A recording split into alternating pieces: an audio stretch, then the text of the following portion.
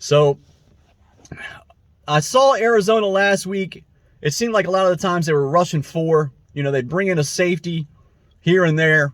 on a delayed blitz, but it seemed like a lot of that game they were just rushing, their front four, and they were able to put a lot of pressure on Sam Howell. They did have 7 sacks last week on Sam Howell, and Sam Howell can actually get out of the pocket and run down the field a little bit, and Sam Howell only had about 11 yards rushing. So again, with the injuries that we have on our offensive line, the way the offensive line is played, I'm sure that was something that Brian Dable really emphasized this week in practice, was the offensive line play, and just trying to get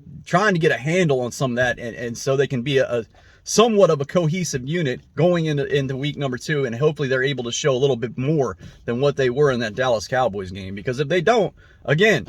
Arizona had 7 sacks.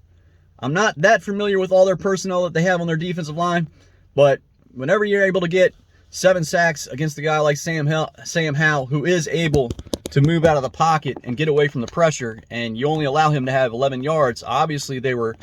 pretty successful with their pass rush last week. So Jones going to have to be on his toes. Hopefully that line can hold up for him, and whenever he feels as though he needs to,